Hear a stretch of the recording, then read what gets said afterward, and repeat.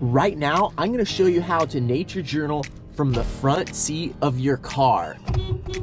I know I've done other videos where I've shown you how to nature journal from the back of a hatchback, but not everybody has one, and there's a lot of convenient things about being able to just pull right up to a spot, look out the front window, look out the side window, and draw or nature journal right from there. And so that is what I'm gonna show you how to do right now in a few easy steps. Step number one, get your area organized. So you have a couple options, and a lot of them are gonna center around the steering wheel, whether the steering wheel is in your way or not. But get your area set up. What I'm actually going to do is, instead of putting all my stuff everywhere in crazy positions, because there are convenient things where you could put stuff in your car, such as the cup holders, you could put your drawing supplies in there, but I like to keep mine right in my nature journal bag. That way they're organized the same way that I'm used to. And all I'm doing is I'm using this big open basket, and I'm holding my whole nature journal kit inside of there. I have some other things inside of there too, such as snacks, and all of my nature journal supplies are in their usual locations, and that makes it easier for me and less friction when I'm finding my nature journal supplies and pulling them out. The only thing that I am doing different in that regard is my binoculars. So I have my binoculars set up here. I also have one of these window shade things, which can be useful for controlling the light. I will probably put it along those two windows there that are facing east, so that the light isn't coming in here and making my paper as blindingly white. Number two, choose a good location. So there are places where you can pull up and have the passenger side of the car facing the edge of the road. However, a lot of times the way that our highways work in most parts of the world is the passenger side is not going to be the side that is usually parking near the curb. So sometimes in scenic areas, you can manage that and you can park basically backwards, but a lot of times you're not going to be able to do that. So you're going to have to be looking out that way. But if you can find a spot where you can park with the driver's side close to the edge of the road, do that.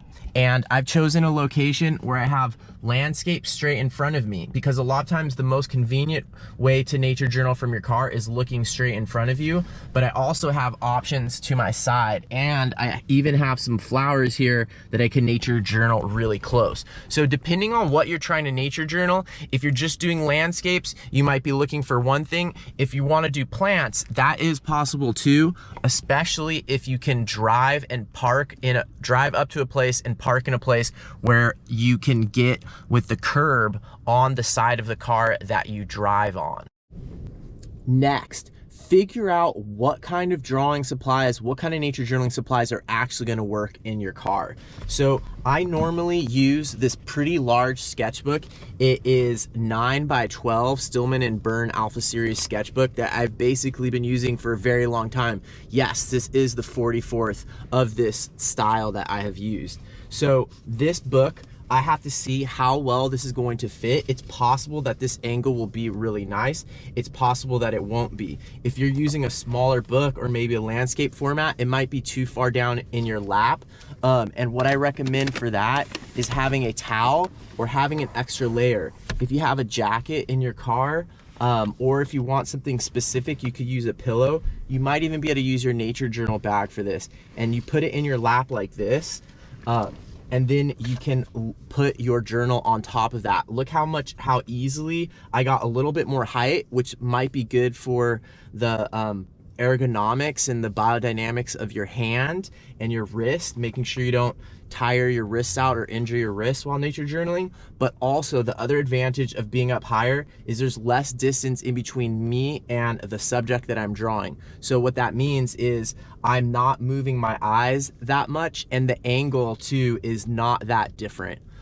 So this is actually a pretty good sketching position to be in. One last trick that you can try for your materials and sketching positions is to try a board like this. So this is a large clipboard right here, and this, especially if I want to do a larger landscape, I could probably basically do like a landscape painting in my car right here with this setup. I might spill some paint on my lap, so you might not want to wear your best white linens, but look at how easy it would be to have this set up right here so that I can have a very large canvas. This could work also if you like to use large watercolor paper. This would work great. And I almost want to start drawing on this and warming up on this right now. Even if you're not drawing this large, you could use the board like this for organizing your supplies. Like, I could probably even set it up so I have things here for holding my different pins and stuff like that. And then I could be working at my normal size on this, just using this as sort of a stabilizer. Maybe there's a way that I could use these large clips. By the way, if you don't have some of these binder clips in different sizes, you are really missing out. These are one of the best nature journaling tools, and if you're nature journaling from your car, they're going to be useful in a lot of ways. There's even things that you can do with these where you can hold up like an extra shade, or you could have something hanging down here. Heck, I could have my viewfinder hanging down right here as I choose my location or something like that. How cool would that be? Oh my gosh, that is amazing. So there's a lot of things that you can actually do with these binder clips, whether you're nature journaling in the car or not. But I could potentially right now just take my whole journal and clip it onto the top of my board right here with this binder clip. And this board is resting in my lap, but I also have this cushion for my jacket. And look at that, that is so convenient right there for nature journaling. I think I might actually try it like this as opposed to down further in my lap. The distance between the subject and my paper is perfect. So I'm gonna go ahead and set that up. Those are some of the materials that I would think about in terms of art supplies in the car. Maybe I'll talk more about some different materials such as like pastels in another video. That's not my main expertise. So I'm going to use watercolor as usual.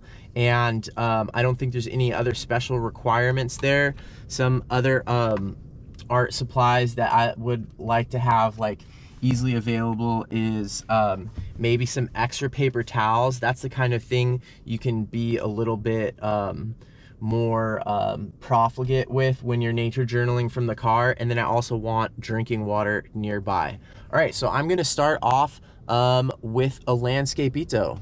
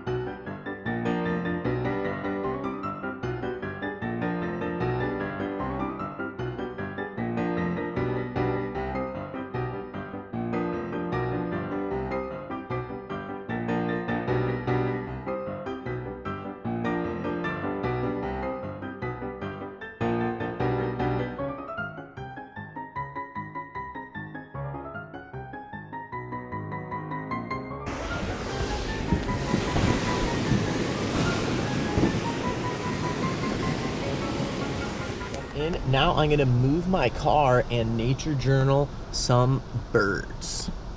So let me put all my stuff away. I did use my dashboard.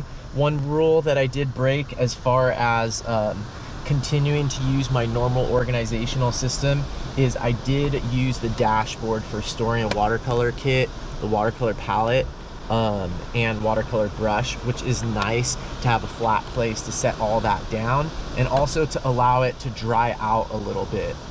So now I'm just gonna put my stuff away. Another reason to not spread stuff all over the place and to continue to use your normal nature journaling storage system is it will make it easier for you to move if you have to. So right now, for example, there's some birds over here that I want to nature journal and I need to move over there. So if I have all kinds of blankets tied up and the seat turned around backwards, anything like that, the more stuff I have out, the more stuff I have to put away, the longer it will take me to reconfigure and move the car. So the mobility of the car is a benefit. So if you can nature journal in your car in a way that doesn't make it that hard to move, all the better.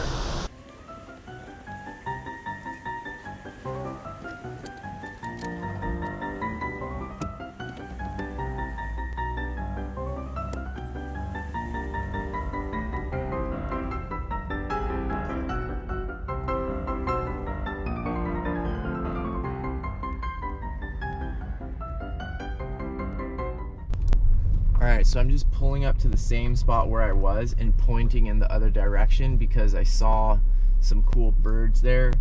The only thing that I'm worried about a little bit is that there's some sun coming from the front of me and there's another car that just parked there, and I always get self-conscious when I'm nature journaling or filming or talking to myself in public places because I'm gonna think, I worry about like, oh, what do those people think? They probably think I'm crazy or something like that. So hopefully these people won't think I'm crazy because I'm talking to myself in the car and I just turned around and parked pointing right behind them, but who cares? Okay, so now I'm gonna set up my nature journaling stuff here. There's some cool birds out there that I wanna look at. I have my bigger binoculars here, but I think that, you know, it's probably would make more sense just to use my regular binoculars, that my Pentax Papilio binoculars that I usually nature journal with, just because these ones, it's really easy for me to have them around my neck, and that way I can use them super easily with one hand while I'm nature journaling. If I really need to, I could use these.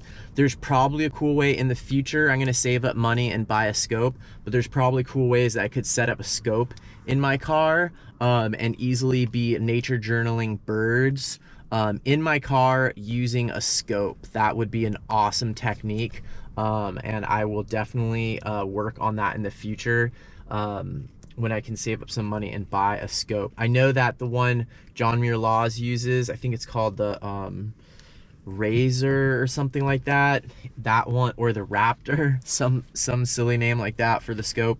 It's a really compact one, but it also comes with a clamp that you could attach onto the side of a car. One of my friends who was on the Nature Journal Safari in Tanzania, Owen, he had one of those types of scopes with the attachment on the car, and it was super convenient. Like, you could just put it on the side of the window. So it is a little bit more direct sun here, and I think what I'm gonna try to do is just demonstrate nature journaling without that big pad underneath, and just using my jacket here and my nature journal propped up against that, because the main thing I want to focus on is there's some cool bird behavior out there that I am looking at. So let me just show you, you might not be able to see this, but out there are some surf scoters, and I'm interested in doing like a diagram showing them out there because I'm interested in how they figure out their spacing. How do I zoom in? How do they figure out their spacing and planning around going underneath the waves, and how they organize in the lineup out there?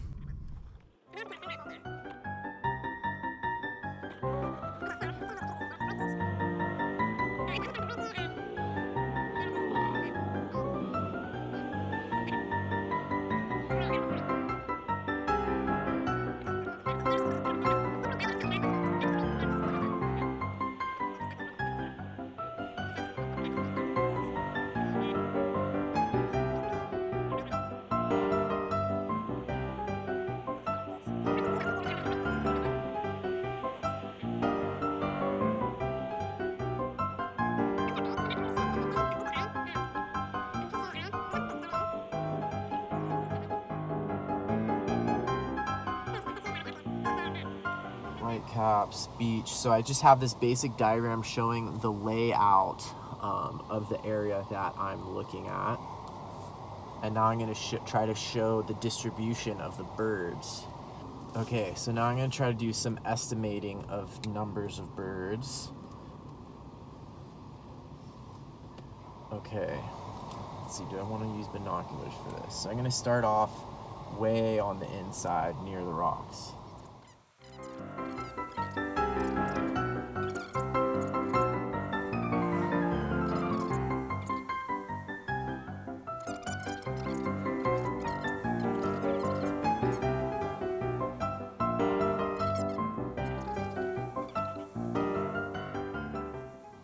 And so I sort of messed up on this distance. This should probably be stretched out longer. So I'm going to use my writing to kind of indicate that. And there is a symbol that represents that. So if I do brackets like this, and then I draw this line as if it's a continuous line, but then I think, how does it go? You can kind of make a squiggle like that and then make the line continue. That indicates that there is a break in this and that it's actually longer than it looks. So here you can see that I created a diagram showing the lineup in the ocean, the lineup of these, what I believe are surf scoters. Here is the beach right here, here are the rocks. I tried to indicate with these different gray lines the waves and where the waves are breaking. So out here the waves are barely breaking. This whole group of about 25 birds is just drifting over the top of the wave, no problem. Here the waves are cresting, some of them, and breaking, and sometimes on the bigger waves the birds have to dive under them. This is where there are the most birds. I also didn't get this quite to scale, so I put in this note here describing that this part of the diagram should be longer than how it appears to be. Next, here is where a lot of the waves are already whitewater or cresting for the first time, and the number of surf scoters, what I think are surf scoters, there, and then there was even a few right here, right above the rocks. Then I went into questions about it, what I'm curious about, some of my observations about how they are in a narrow band in the ocean, and they are not stretched out over very much of the beach, but they are stretched out in a line perpendicular to the shore. So some of my questions were, are they feeding? Why are some of them past where the waves are breaking? Are those rocks under there? What do they eat? Where were they there when the waves were smaller? Are they omnivores? What is their relationship to the waves, if any? So that gives you an idea of how you can do some birding nature journaling from your car.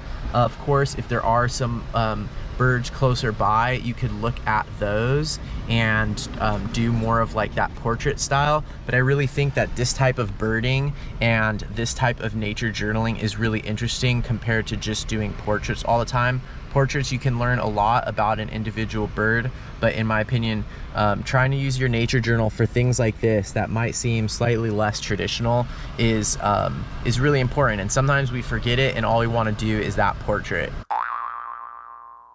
All right, and that is how you nature journal from the driver's seat in the front of your car. I did a little landscape painting right here, looking up the coast, and then looking down the coast, I did some birding and doodle diagrams mapping how these really cool surf scoters are spread out. And I learned a lot, asked a bunch of questions, and I even got to do a little bit of a fun sketching here of some of the elements that I see up the road.